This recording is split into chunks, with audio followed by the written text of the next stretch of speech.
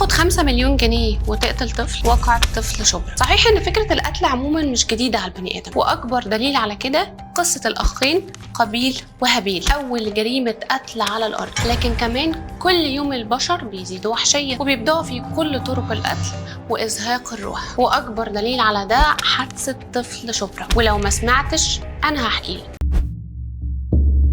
وراء كل حاجة بتحصل مجموعة حاجات. أنا مريم رجب في ما وراء الحاجات.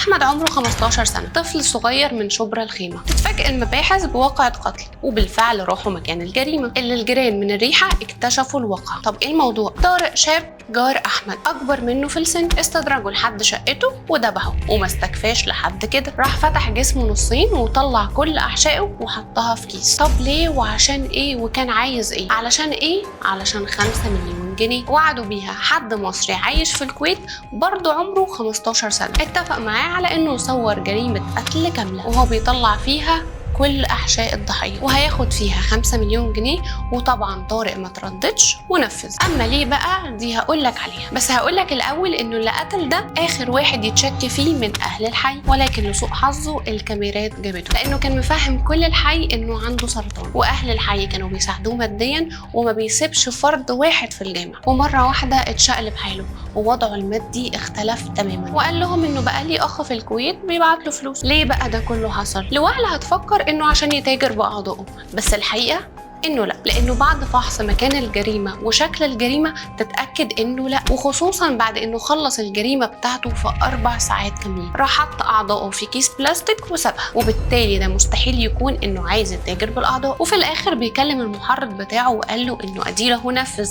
فين ال5 مليون جنيه؟ قال له هتاخدهم ولكن بعد الجريمة الثانية. قدرت تتواصل الحكومة المصرية مع الحكومة الدولية والكويتية ويتم القبض على الولد المحرض ويترحل هو وأبوه على مصر. عايزين نعرف بقى ليه؟ اعترف فعلا الولد ان هو اللي محرض على الجريمه، وان هو اللي طلب منه يصور فيديو لكل التفاصيل المؤلمه دي علشان يقدر ينشرها على الدارك ويب، وانه مش اول مره يعمل الموضوع ده. دارك ويب، هقول لك ما وراء الدارك ويب او الانترنت المظلم. النت ليه 3 اشكال، واحد اسمه السيرفيس ويب وده اللي بتشوفنا من خلاله دلوقتي. ده بيشمل كل النت اللي احنا نعرفه، فيسبوك او يوتيوب او جوجل او انستجرام، وده كل النت اللي احنا بنقدر نستخدمه. قول لنا بالمره انت بتشوفنا من انهي واحد فيهم. وكل اللي احنا نعرفه ده 4% بس من الانترنت. وفي حاجة اسمها الديب ويب، وده بقى يا صاحبي بيشكل 90% من النت، واحنا كبشر عاديين ما بنستخدموش اصلا، بتستخدمه الحكومات الكبيرة والمنظمات الدولية. وده سبب اختراعه اصلا، لانهم بيقدروا يتواصلوا من خلاله بدون رقابة، ومحدش يقدر يعرف مين بيكلم مين، وبيتخزن عليه معلومات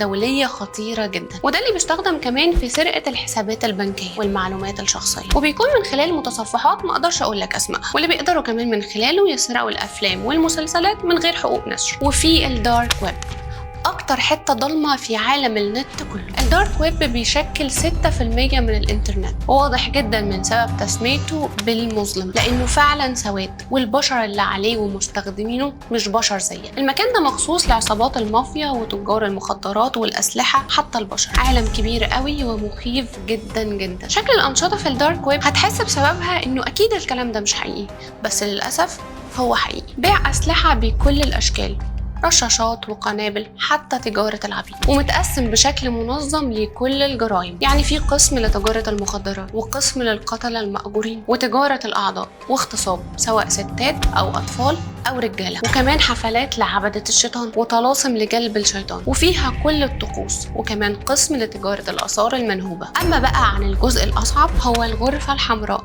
ريد روم، اخطر قسم حرفيا، ودي عباره عن اوضه كل اضاءتها حمراء، بيكون جواها ضحيه مخطوفه وبيطلعوا لايف من داخل الغرفه دي، وبيبدا كل اللي حاضرين اللايف ده يشاركوا في تعذيب الضحيه، ويطلبوا من صاحب اللايف مثلا انه يقطع لسانه او يقلع له عينه او حتى انه يشيل جزء من جلده. وطبعا ده مش ببلاش، بتشارك معاهم في تعذيب الضحيه دي بانك بتدفع 1 بيتكوين، والبيتكوين ده عباره عن عمله مشفره هبقى اكلمكم عنها في المستقبل، بتستخدم في الدارك ويب. أما العملة دي المميز فيها في عالم الجريمة هو إن محدش في الكون كله يقدر يعرف هي اتدفعت من مين والمين ولا حتى مقابل ايه، عكس كل التحويلات البنكيه اللي اكيد في يوم هيقولك من اين لك هذا. اما البيتكوين الواحد فهو ب 64,000 دولار، وده في اللحظه اللي بتسمع فيها الفيديو دلوقتي. تخيل بتدفع الرقم ده عشان تشارك فيه بتعذيب بني ادم. وطبعا المجانين دول مش هيكتفوا بالتعذيب بس، وهنا بقى يجي دور الشخص الفي اي بي، وده اللي هيقرر الضحيه دي هتموت ازاي. وطبعا عضويه الفي اي بي ب 30 بيتكوين، يعني ب1,920,000 دولار. جنان ورعب. المكان ده كل الموجودين عليه مرضى نفسيين ومنعدمين الانسانيه تماما، وللاسف انهم مش عدد قليل خالص، لان مستخدمين الدارك ويب 2.5 مليون بني ادم، وده في سنه 2023 بس. وكمان نسبه الجرائم اللي تمت عليه في 2019 وصلت ل1.5 تريليون دولار. وعشان تدخل المكان ده مش هتطلع منه ابدا، لان الشخص اللي بيغلط غلطه غصب عنه بيكون عقابه فولت كهرباء لحد ما يتحرق، وده في حاله انه غلط